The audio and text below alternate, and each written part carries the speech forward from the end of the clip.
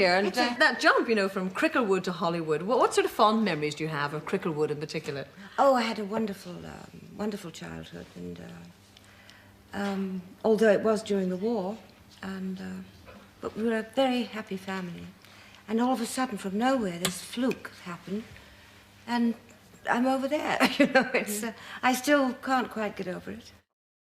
In the history of the Best Actress category, Jean Simmons feels like a very unique performer. It's a name associated with the golden age of Hollywood, with a filmography that includes various popular and well-remembered titles and a versatility that spanned genres and character types. Which all makes it rather surprising that her only nomination in this category came for a small, low-profile and, quite frankly, largely forgotten film from 1969. But on the other hand, it's also hard to pinpoint the exact peaks of her career. There isn't a universally recognized signature role, a star vehicle tailored to her talents, or a landmark film that cemented its legacy simply due to her involvement.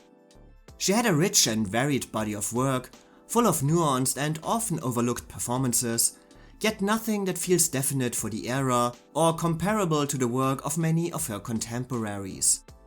In this way, Jean Simmons remains both fondly remembered and strangely forgotten, her name familiar, even revered, while much of her work remains underappreciated. But why exactly? Jean has worked with many giants of the industry, from Kirk Douglas to Paul Newman, from Burt Lancaster to Laurence Olivier, from Gregory Peck to Spencer Tracy, and she moved effortlessly between different genres, from musicals to drama, from comedy to Shakespeare. Marlon Brando called her winning, charming, beautiful and experienced, Joseph L. Mankiewicz described her as fantastically talented and heads and shoulders above most of her contemporaries, and director Robert Wise complimented her as one of the best actresses I've ever worked with. This is certainly a lot of praise, but at the same time, there was also a second prevailing feeling about Jean Simmons, that of missed opportunities. While Joseph L. Mankiewicz and Robert Wise recognized her as enormously talented, they also described her as enormously underestimated, and openly wondered why she never achieved the level of stardom her abilities merited, both lamenting the lack of recognition she received throughout her career. Critic Pauline Kael put it more bluntly, calling Simmons one of the most quietly commanding actresses Hollywood has ever trashed. And these words underline a lingering question. What exactly stood in the way of Jean Simmons reaching the highest tier of Hollywood fame? Why did her career not live up to its early promises? And how could an actress so clearly respected by her peers remain so underappreciated by the industry at large? These are some of the questions I want to answer in this video and give Jean Simmons the kind of appreciation her career definitely deserves. And this way, I also want to explain why it took until 1969 for her to finally receive a Best Actress nomination, and why this was actually one of the most intimate and personal nods the Oscars have ever seen. Jean Simmons was born in 1929 as the youngest of 4 children. With her father being a winner of a bronze medal in gymnastics at the 1912 Summer Olympics, and her mother a very musical person, Jean's interests very early focused on outdoor activities and dancing, and her first big ambition was to one day run her own dancing school. But things took a sudden and unexpected turn for Jean at the age of 14, when the British film studio Gainsborough Pictures looked for a girl who could play Margaret Lockwood's younger sister in the comedy Give Us the Moon. Who was it then who encouraged you to go to theatre school? I went to the Ada Foster School of Dancing, and I believe I was there about 2 weeks, and suddenly I was dragged down by the scruff of the neck to read some lines for a director by the name of Val Guest, and all of a sudden I'm in a movie, which was fun and games as far as I was concerned. Got £5 a day. Val Guest later remembered how stunned everyone on the set was about Jean's dedication and seriousness when approaching this new profession, saying, "She had such an intuitive character. You never had to explain anything to her more than once."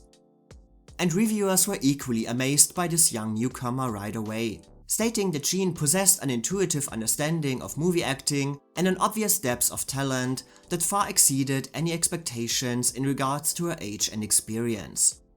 It was evident to everyone that the camera had exposed an honest and charming presence that effortlessly came alive on the screen, and critics across the country immediately declared that this young actress had it, and that she undoubtedly possessed a future in films. That's because I'm the type. I'm just naturally energetic, but I don't walk around telling everyone they ought to be like me. Following her acting debut, Jean spent the next 2 years appearing in what she later described as little sister parts, in both comedies and dramas, and got first nationwide exposure when she performed one song in the 1945 war movie The Way to the Stars, at the time one of England's biggest financial and critical hits. He can go and get another, but I hope he will enjoy, for I'm going to marry a far nicer boy. The rising success of Jean Simmons then caught the attention of producer-director Gabriel Pascal, who had already been an important influence in the careers of actresses like Greer Garson, Deborah Kerr or Vivien Leigh. And he felt that the 16-year-old newcomer, whose natural resemblance to Vivien Leigh was very often pointed out by the English press, had the potential to achieve similar stardom, and offered her a contract with the film company The Rank Organization, which was the biggest step an English actor could achieve at the time, since the studio dominated 80% of the British film market and ran the largest theatre chain in the country. Jean later said, "A contract with Rank was the dream of every actress in England. I knew I had taken a big step ahead."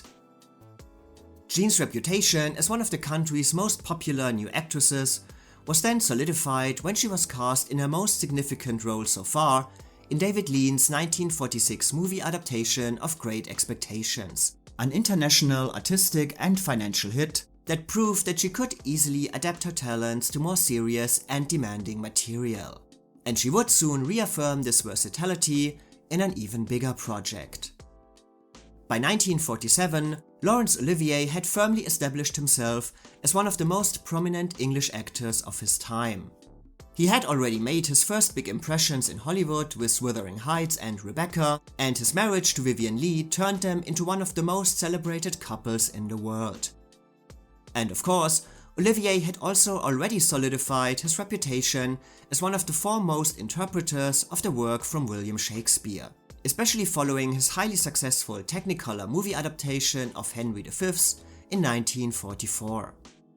That same year, he also assumed the management of the Old Vic together with Ralph Richardson, and his popularity, talent, and quite frankly, striking looks breathed new life into the work of England's most prominent dramatists. Life magazine wrote around the time, "What sets Olivier furthest apart from other British actors is the intensity of his emotional effect on the British public.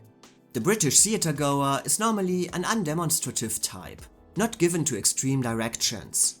Today, there are Old Vic fans, many of them youngsters, who get as wrought up over Olivier's delivery of a Shakespearean soliloquy as Bobby Soxers listening to Frank Sinatra croon. This story shall the good man teach his son, and Crispin Crispian shall ne'er go by from this day to the ending of the world, but we in it shall be remembered." In 1947, Olivier received a knighthood for his contributions to the stage and film, and began to work on what would become his most famous project, a cinematic adaptation of one of Shakespeare's most celebrated tragedies. To be or not to be? At the age of 40, Olivier was clearly older than Shakespeare's Prince of Denmark, whose age is considered to be anywhere between 16 and 30. But as he said, it was ancient custom for the most ancient actors to play Hamlet. However, Olivier understood that playing Hamlet on the stage or on the screen were two very different things, and that his age could become distracting for audiences when captured by the camera. To compensate for this effect, Olivier not only dyed his hair blonde, but also surrounded himself with an ensemble intended to downplay his own maturity. Actress Eileen Hurley, 11 years younger than him, was cast to play Hamlet's mother, and Olivier also believed that a very young actress in the role of Ophelia would deflect the attention from the age disparity between himself and the character he portrayed even further. Which meant that Vivien Leigh, who had already appeared with Olivier in Hamlet on the stage, was essentially told by her husband that, at 34 years, she was too old for his movie. Nice. Olivier instead had set his eyes on 18-year-old Jean Simmons, having been impressed with her performance in Great Expectations, and of course, he was also very much aware of her natural resemblance to Vivien Leigh. Now, as just mentioned, Jean was by that point already one of the most popular actresses in England, but Olivier's decision to offer her such an important part was still a complete shock to her and basically the entire English movie industry. Ophelia was easily the most sought-after female role of the year. The chance to work with Olivier, an opportunity many of the country's most established leading ladies dreamed of. Jean, no matter how acclaimed for her work so far, was still a novice, and there were immediate doubts that she could handle the demands of such a complex role, and that she was, quite simply, not up to the task of acting opposite a giant like Olivier. And on top of that, Jean even admitted that she was in fact completely unfamiliar with the work of Shakespeare, having been disinterested in his plays during school and never having seen one on the stage. Because of all this, Olivier's decision caught a lot of attention and, of course, put a lot of pressure on Jean. For the first time in her career so far, she truly had to prove herself and her talents, opposite a cast of highly experienced theatre actors. To prepare her for the task as well as possible, Olivier personally lectured the highly insecure Jean on Shakespeare's work and explained the content of Hamlet to her line by line, while Vivien Leigh assisted her by rehearsing line readings and helping refine her delivery. Jean later remembered about the shooting of the picture, "I still shudder inside when I think of Hamlet. It was completely exhausting, and I was so nervous all the time that I would burst into tears if anybody said boo. Even with Larry working patiently with me, explaining everything, I would go home and cry my eyes out. I was certain that I had done everything the wrong way." But Jean would also add, "I never forget the experience. I really loved every minute of it. When it's blood, sweat and tears, you love it." Larry is considered one of the greatest living actors of our day. But sometimes I found it very difficult to work with him because he's so good that I would watch him and forget what I was supposed to be doing. Hamlet had its world premiere in London in May 1948 in the presence of the royal family and immediately became a critical phenomenon, Life magazine calling it one of the year's most important artistic events. The lion's share of attention naturally went to director and leading man Laurence Olivier, who was now officially hailed as the greatest screen and stage artist of his time, but reviewers also strongly applauded Jean Simmons' work. Time magazine stating that she holds her own among some highly skilled Shakespeareans. More to the point, she gives the film a vernal freshness and a clear humanity which play like orchid breezes through all of Shakespeare's best writing, but which are rarely projected by veteran Shakespearean actors. This tone was very dominant in many reviews of Hamlet and Jean Simmons' work in it. That she was maybe the least experienced Shakespeare performer, but that she still gave the most accomplished movie performance, simply because, despite her young age, she was the only truly experienced movie actress among the cast. Winning a Volpi Cup in Venice and receiving a Best Supporting Actress nomination at the Oscars, Jean Simmons had gloriously overcome all doubts about her appropriateness for such a challenging role and had successfully proven that her career up to this point had not been a fluke, and that she had it in her to become one of the screen's great actresses. And while she enjoyed the acclaim of this professional peak, her private life began to flourish as well and brought her even more publicity and attention than ever before. While Jean was shooting The Blue Lagoon on the Fiji Islands, she announced her engagement to actor Stewart Granger, one of England's most popular matinee idols of the 1940s and 16 years older than her. The two performers had already appeared together in Caesar and Cleopatra, as well as Adam and Evelyn, and their initial friendship had slowly turned into a love affair. If Laurence Olivier and Vivien Leigh were regarded as the nation's most respected acting couple, Jean and Stewart Granger now emerged as its most beloved, an English fairy tale brought to life. They became an idealized pair adored by millions of moviegoers, with every detail of their relationship, its highs, lows, beginning and eventual end, covered in outlets around the world. Following her success as a serious actress with Hamlet and her attention-getting relationship with Stewart Granger, Jean was now more in demand than ever before, voted the fourth most popular star in Britain in 1950. However, her life and career would soon change drastically when Stewart Granger, dissatisfied with his film work in England, set his eyes on a new goal: Hollywood. In 1950, he made a successful transition across the Atlantic when he signed a contract with MGM and took the male lead in King Solomon's Mines, the second biggest box office hit of the year. Jean, while determined to fulfill her contract with Rank Organization and keep working in England, followed him to the US, hoping to find some opportunities in Hollywood as well.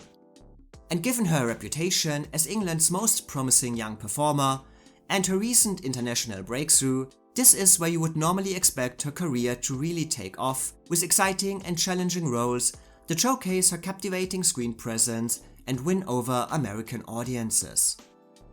But unfortunately, what happened was the exact opposite, as one single man forever destroyed the artistic path that had been laid out before her.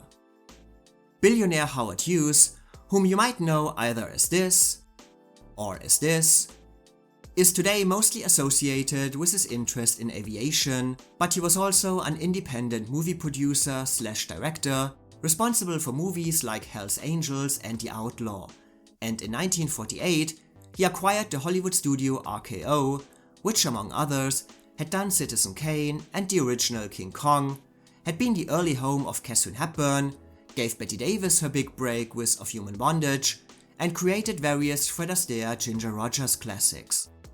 I don't want to go into the details of Hughes' life or his time at RKO here, but it's important to know that his connection to Hollywood was not only shaped by his interest in movies, but also his interest in, or rather obsession with, various actresses. Famous examples are the likes of Katharine Hepburn, Ginger Rogers, Ava Gardner or Jane Russell, but Hughes also used his power to influence the lives and careers of many others. And certainly not for the better. Jean and Stewart Granger were introduced to Howard Hughes in 1950 via Cary Grant, and became more involved with him after he personally flew the couple from California to Arizona for their marriage ceremony. But both of them would soon begin to realize that what seemed like a harmless acquaintance was actually a threat to their entire lives. Following her wedding, Jean expected to continue her work in England, but instead found out that Rank Organization, without her knowledge, had sold her contract to RKO. More precisely, to Howard Hughes. While Jean was, of course, shocked about this news, later stating that she had been sold like a piece of meat, she also tried to look at this development positively. A contract in the US could allow her to spend more time with her husband, and RKO was, after all, still an important Hollywood studio that might produce great star vehicles for her. Loretta Young had just recently won the Best Actress Oscar for RKO's The Farmer's Daughter. But Jean very quickly learned that this was not what Hughes intended. Because following their first meeting, the billionaire had become absolutely obsessed with her, like covering the walls of his office with pictures of her obsessed, and aimed to use his power and influence to coerce her into a relationship. In his eyes, he had not bought Jean's contract, but essentially Jean herself, and for the next 2 years, he would constantly force himself upon her, arriving unannounced at her private home and pressuring her to leave Stewart Granger. And of course, Hughes also tried to influence Jean through his position as head of RKO, telling her that he could only turn her into a star if she signed a new 7-year contract with him. Otherwise, he threatened to put Jean deliberately in poor films during her time at RKO and effectively destroy her career. I must reprimand the female prisoner for undermining the discipline of my men. It must cease immediately or I shall punish it with the utmost severity. Is that sufficient warning? Yes, Captain. If I don't behave, I shall be thrown to the lions. And if I do behave, I shall be thrown to the lions just the same. Unwilling to submit to Hughes' repression, Jean turned down all of his attempts to blackmail her, later referring to him as a madman. His dangerous infatuation obviously placed enormous strain on Jean's life, her career, and her marriage. Stewart Granger later admitted that he even thought about killing Hughes by pushing him off the terrace of their Bel Air home.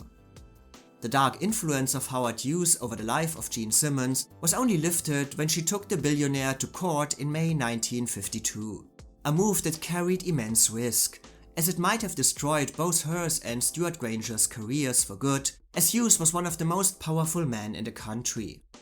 But the risk paid off when Hughes, likely reluctant to testify in person, agreed to an out-of-court settlement, which included paying Jean $250,000 in damages and granting her the freedom to finally work for other studios. It was a remarkable victory for Jean Simmons, later remembering this period as, "It's like another whole life ago. I was very young and very naive. I didn't understand what was going on." The Howard Hughes that I knew was a very, very shy. I mean, he would almost walk into a room backwards, he was so shy. Very soft-spoken, very gentle. I mean, he's a genius, but that's the side I saw of him. But even if Jean could close the dark chapter with Hughes in 1952, he had inflicted a lasting damage on her career.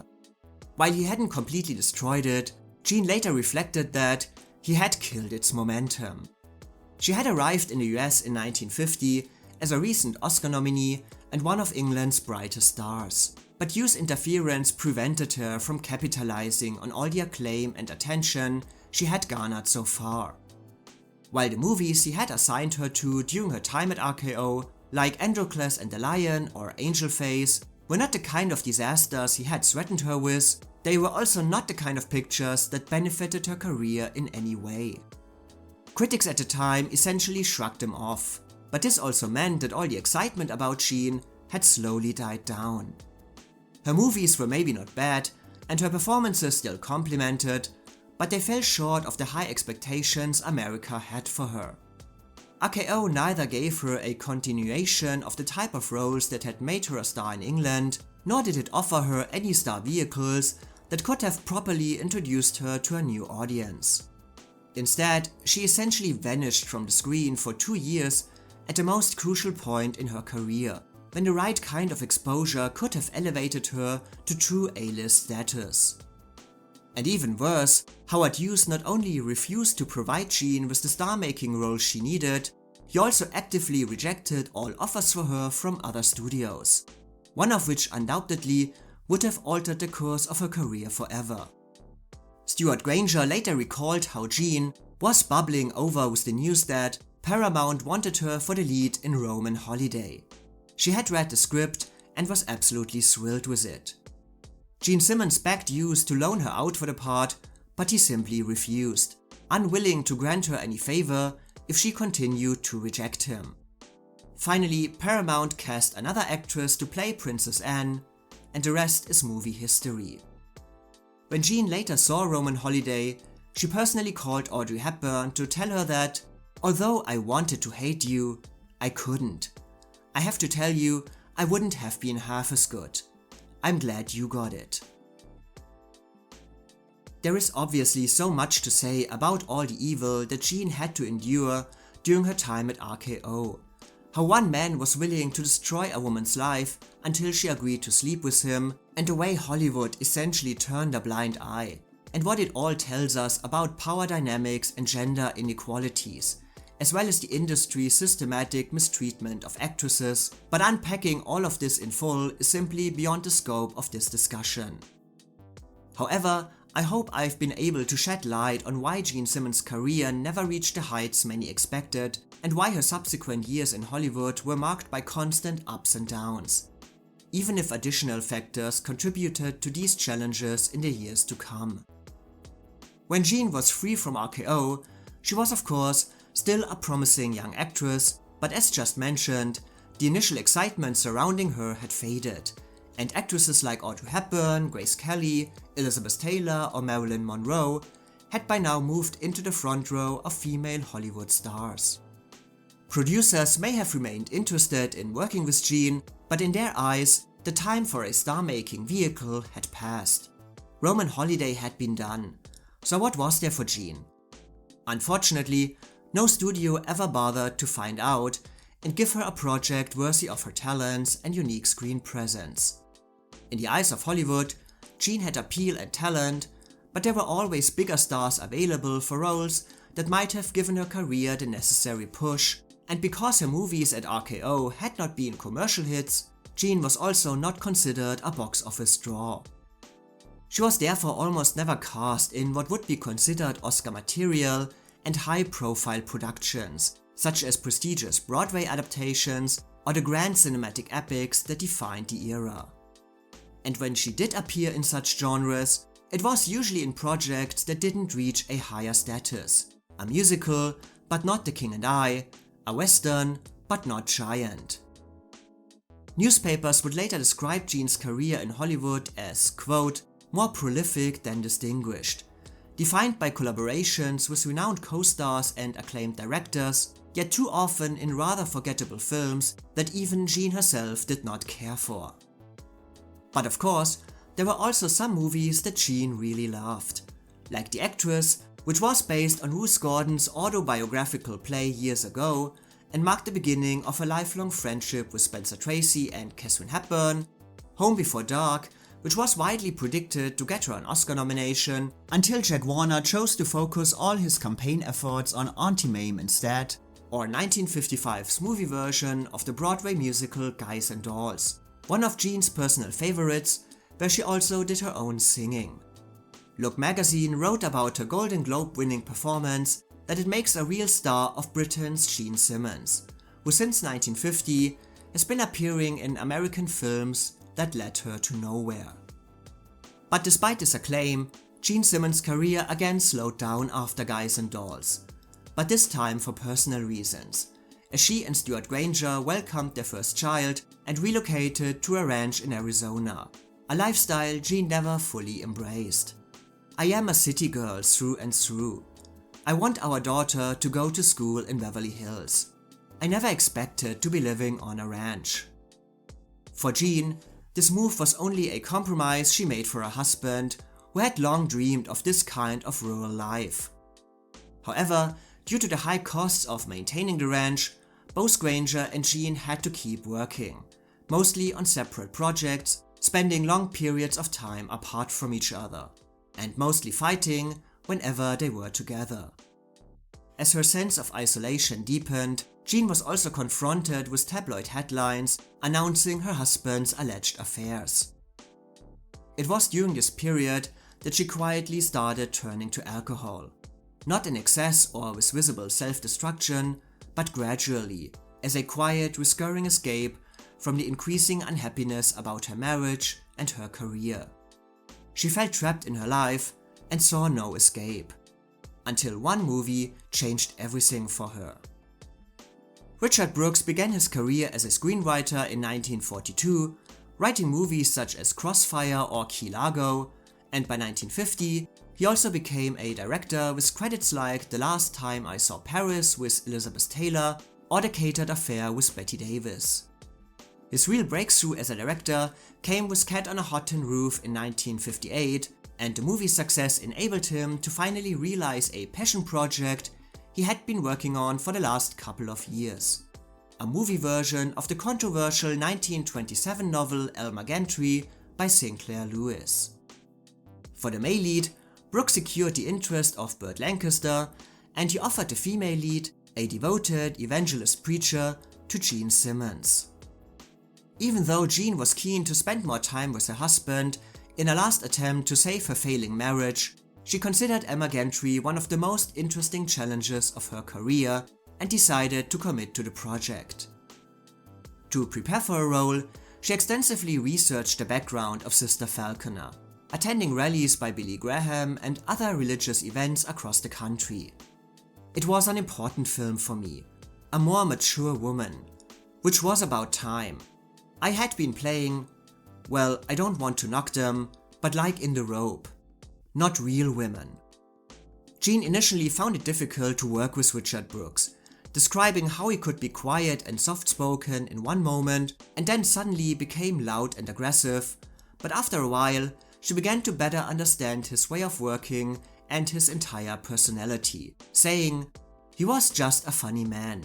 Once you got over that thing of whether he was loud or whatever. He was terribly funny. He was a wit. A lot of people just didn't get it. I suddenly caught a twinkle in his eye, and from then on, it was a piece of cake."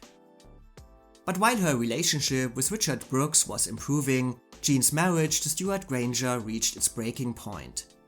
In December 1959, during a heated phone call from the set of Elmer Gantry, she told her husband that she wanted a divorce. News of their breakup quickly reached the press, and it wasn't long before reports surfaced that Jean had actually begun a new relationship during the filming of Elmer Gantry. After her divorce from Granger was finalized, she and Richard Brooks married in November 1960, and they had a child 1 year later. For Jean, the second marriage felt like a blessing at a time when she had so often thought that her life was constantly going downhill. "All I know is that I feel safe with Richard, and being with him and learning from him, and just the way he treats me gives me confidence. He helped me realize that there has to be more to life than standing in front of a camera, and he taught me not to be afraid of accepting myself as being human. I've stopped worrying about what other people say and think. I'm still not the most confident woman in the world, but I'm a damn sight better than I used to be." Besides these positive developments in her personal life, Jean had also reached a professional peak in 1960. She appeared in the year's biggest box office success, Spartacus, and received some of the best reviews of her career for her performance in Elmer Gantry, many columnists predicting that the role would finally bring Jean her first Best Actress nomination, which ultimately did not happen. If I may add a personal note here, Jean's omission for Elmer Gantry remains, in my opinion, one of the most baffling and frustrating snubs in the history of the Best Actress category, and I genuinely have no idea why she was overlooked. Richard Brooks later speculated that Jean's role might not have been flashy enough compared to those played by Burt Lancaster and Shirley Jones, who of course both actually won Oscars for their work. It's an argument I can understand to an extent, but I still don't accept it. Jean's performance is the emotional backbone of Elmer Gantry, and one of the finest of the year, fully deserving not just of a nomination, but of the win itself. I mean, should we just pretend that she won? I'm sure Elizabeth Taylor wouldn't mind. You know what? Let's do it. And here's the winner, Miss Jean Simmons.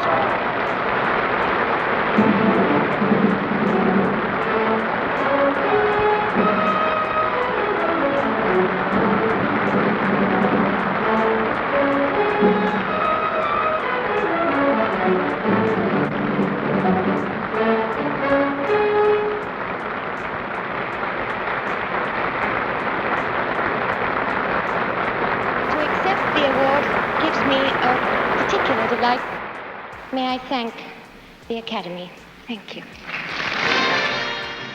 However, the success of Spartacus and Elmer Gantry did not lead to a restart of Jean's career, because following the birth of her second child, she decided to stop acting for a while and focus on her private life instead.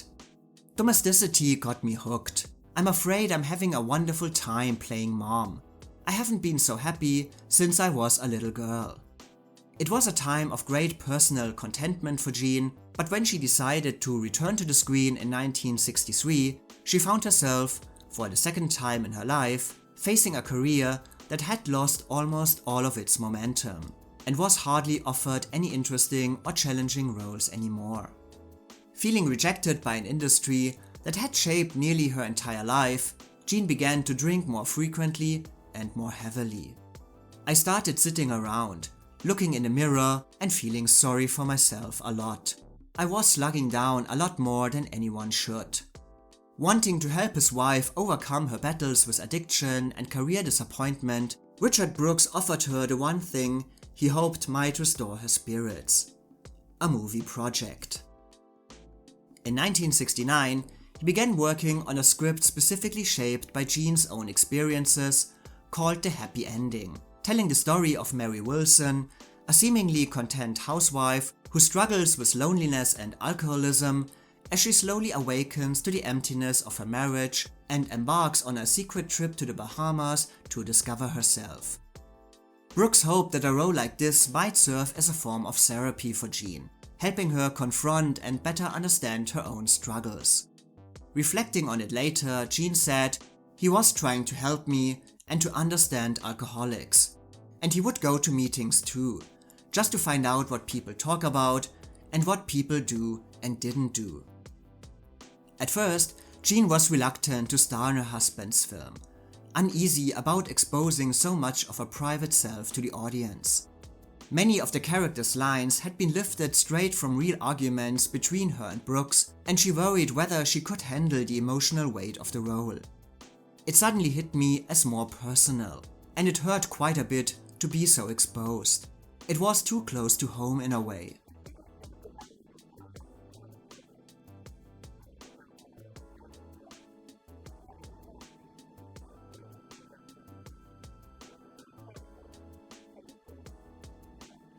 Furthermore, Jean also felt intense pressure to prove that she had earned the part through her talents and not simply because she was the director's wife. Yet she recognized that it was one of the finest roles ever offered to her. Accepting her husband's challenge, Jean then gave the project her full commitment, quitting smoking and drinking during filming to deliver the best work she could. Richard Brooks later reflected, "I almost skinned her to get the performance I wanted. I knew she didn't like it. I could sense her tenseness, but she never once complained." In turn, Jean credited Brooks for her development as an actress, saying, "I've learned so much from him. Compared to all the other directors I've worked with, he's incredibly painstaking and careful." After 8 weeks of shooting, which also reunited Jean with her former co-stars Teresa Wright and Shirley Jones, The Happy Ending received a limited 1-week end-of-year release in LA and New York to qualify for the Academy Awards. But it became clear very quickly that The Happy Ending would not duplicate the acclaim and success of Jean's previous collaboration with her husband. Reflections on The Happy Ending were at best mixed, at worst downright hostile. Vincent Canby of the New York Times called it one of the worst movies of the year, while other critics dismissed it as a failed soap opera, misguided, melodramatic, or even disgusting. Brooks' script was described as embarrassing, accused of raising provocative questions without offering any real insight or meaningful answers. However, the picture did also find some defenders. The LA Times compared it favorably to the works from European auteurs, and Rex Reed called the picture heartbreaking and overwhelming, praising Brooks as one of the few filmmakers with the courage and talent to address the rapidly shifting values of contemporary society. This tension among critics most likely reflects how the theme and style of The Happy Ending emerged at a time when its message was both relevant and yet too unconventional for many to fully embrace or understand. The Happy Ending was sharply criticized for spotlighting social issues without offering easy solutions, for presenting marriage as an institution that seemed to have lost its meaning, and for showing a woman trapped by the ignorant dominance of her husband. The mostly male critics could clearly not connect to this kind of struggle and female protagonist and condemned the message as vague and the ending as unsatisfying. Jean later reflected that the film's perspective was likely a key reason for its cool reception. Critics assailed it as a women's picture. Well, it was from a woman's perspective. Also, Richard was very masculine, he always had terrific parts for women. However, while many critics dismissed The Happy Ending as a film, they drew a clear distinction between the picture itself and Jean Simmons' central performance. The LA Times hailed it as one of the most moving performances of the year, marked by life-shattering intensity. Others echoed this sentiment, noting that Jean had never played such a sensitive character before, calling her performance a haunting tour de force, and that she, quote, can project glee, melancholy, the joy of life, unruffled poise, bemusement and agony, all within the space of minutes. And despite the uneven script, she makes her character feel like a fully integrated whole. Given that Jean hadn't appeared on the big screen in 2 years, many critics expressed a lot of pleasure at seeing her return in such strong form. Even if some of this praise in contemporary reviews feels very shallow, emphasizing her appearance over her talent and marveling that she still looked attractive and beautiful. She was 40. While Jean was, understandably, disappointed by the critical reception to her husband's film, she took great pride in the fact that she had been able to handle this very challenging and personal role that asked her to reveal so much of herself, and all the praise she received for it. And with all this acclaim surrounding her work and the awards-friendly release of the happy ending at the end of the year, speculations about a Best Actress nomination quickly began to circulate. It was an honor that had eluded Jean during her most prolific years during Hollywood's golden age, but 20 years after her arrival in the US, she was finally included among the 5 Best Actress contenders of the year for a deeply personal film that belonged to the emerging new Hollywood era and reflected the shifting landscape of gender roles and societal expectations. So, do I agree with this Oscar nomination and the general praise for Jean's performance? Well, first of all, given all the criticism that the happy ending itself received, let me quickly address the movie to see if it does affect the work of Jean Simmons in any way. And I have to be honest that the happy ending is certainly not the greatest movie you will ever see in this category. By far. But I also don't think that the problem of the movie is its overall message. I can see critics in 1969 being dissatisfied with the vagueness of the central struggle or the lack of a clear solution, but from today's point of view, it all feels very harmless and rather engaging. A time capsule that gives insight into a specific era and the different ways to deal with the ongoing changes. Hey, what about if we forget the party? Why don't we sneak away, find a sleazy motel, act suspicious, give false names, and do it in sin? I personally rather see the problem of the happy ending in the actual filmmaking and characteristics.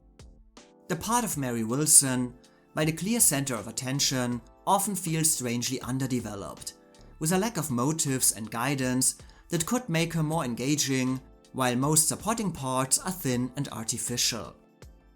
Add to that a rather peculiar directing style, which often comes across as aimless and seemingly desperate to position the film as forward-thinking, and it all feels mostly forced and uninspired, disruptive for the sake of disruption, lacking any clear purpose. But I can agree with critics at the time wholeheartedly that Jean Simmons came out of the picture pretty much untouched by the problems of the script or the direction, and delivered a touching and often heartbreaking performance that beautifully captured the essence of a woman struggling with the life she is leading without actually knowing what she is looking for. Given the deep personal nature of the story and the character, it is impossible to not feel the close connection between Mary and Jean and applaud the dedication and honesty that went into it. Never holding back, Jean Simmons can make Mary a woman who has lost the will to appeal to everyone, to do what is expected of her, but Jean's own charisma on the screen keeps the journey engaging, even if the movie does lose its focus from time to time. Smile your uncandid camera to prove we're happy. Phony! All those lousy plaques on the wall. Best man of the week, best Christian of the month in Denver. Phony! Don't even know a real Christian. Not one! If we had to live 24 Christian hours, we'd go insane. Phony, phony, phony. What about you? And what are you? Joan of Arc on a bender? What about you?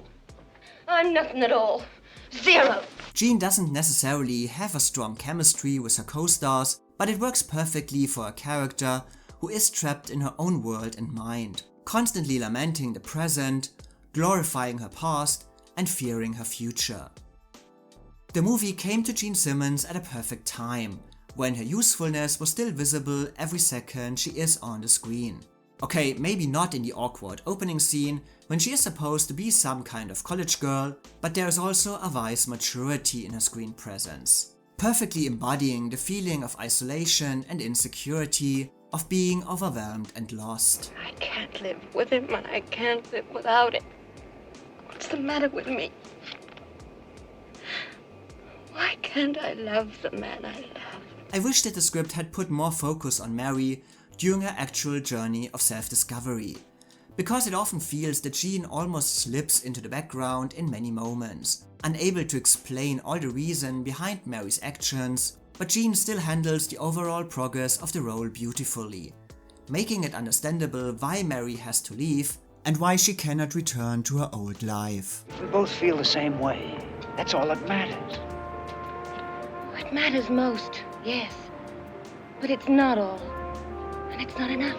Jean also handles the small, subtle moments in her performance with the same heartbreak as bigger displays of emotions, anger and frustration coming to her just as easily as hesitant joy or silent regret, finding harrowing honesty in her two big scenes when she displays the consequences of her addiction.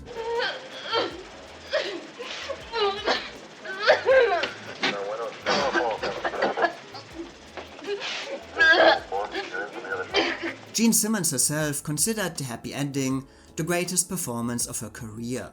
And while I have not seen her in everything she ever did, I can say that it is a devastating and memorable performance that captured the essence of both Jean's screen talents and screen personality, and even if occasionally held back by the film around her, is a deserving peak of her often underappreciated career.